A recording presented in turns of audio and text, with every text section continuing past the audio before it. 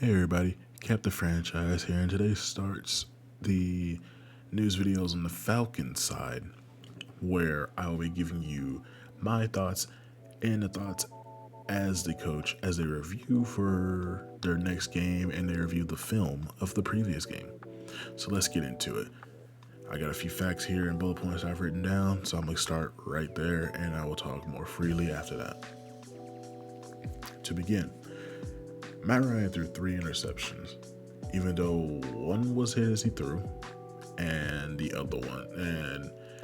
final one was just an athletic play by Fletcher Cox. It still remains the fact that 3 were thrown.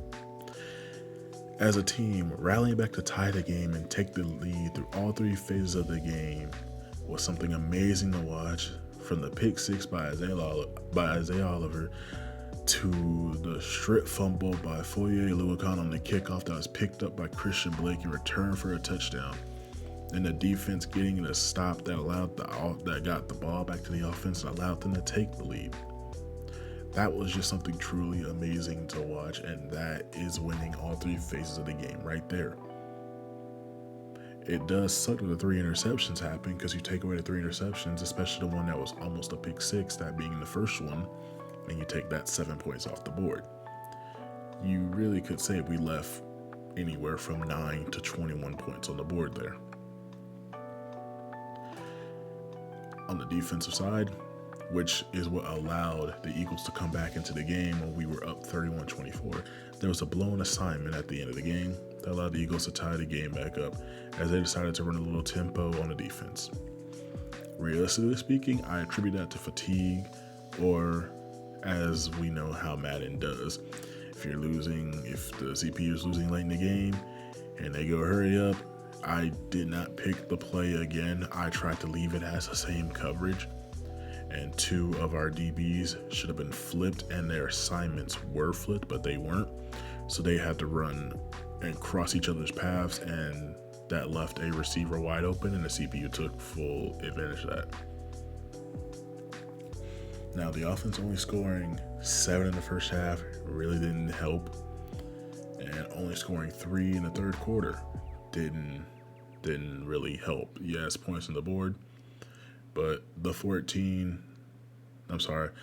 7 that was scored by the offense at the end, all right. The 7 that was scored by the defense, all right. 7 that was scored by the special teams, all right, I'll take it. 21 points in all 3 phases in the fourth quarter. That really does a lot.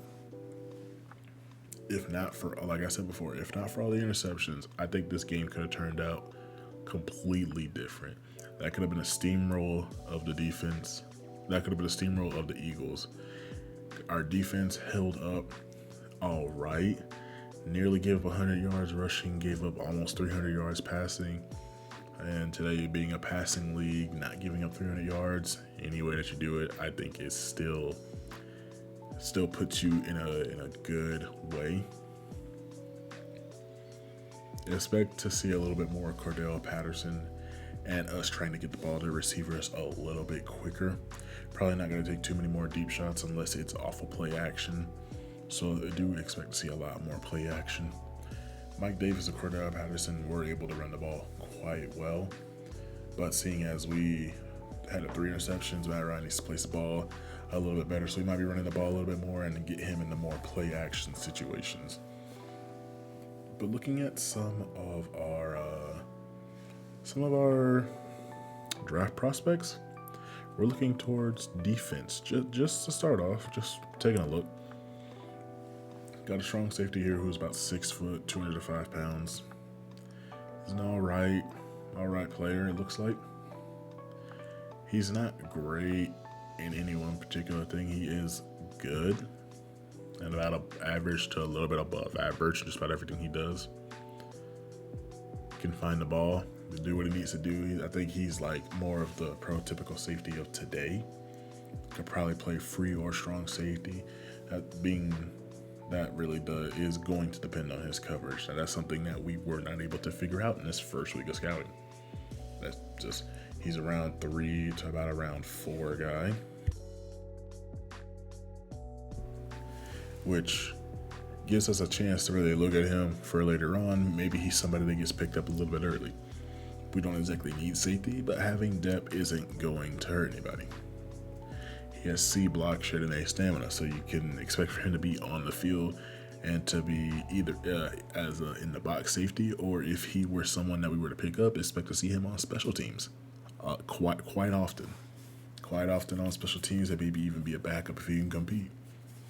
But like truly, like someone of his caliber right now, based on the limited knowledge, expect to see him on special teams, earning more reps through that. Oh, I'm sorry, he's 6'3". Yeah, that's a tall safety. 21, and out of Florida State, a college that's known for bringing up good DBs. The last two good DBs that come to mind are Prime Time and Jalen Ramsey. Another one being Derwin James. Yeah, he's coming from a great place. I mean, he's known to attract flags, but at least he's looking for the massive hit, and he's always going to try and find the ball. Now, Marion Green, a guy that's projected to be undrafted. He is more of the, I would love to say old school, but the Legion of Boom really wasn't that far away ago. So, a few years ago, kind of safety. He's 6 foot, 224 pounds, still 21. He's going to look for that massive hit. Said he struggles to find the ball in the air. He's going to look to rip the ball out, avoid getting flagged. So, this is truly that box safety. It doesn't seem like he can cover too well. So, this is that guy that you put in the box or you move him to the linebacker position, because everything that you see right now is based on his position.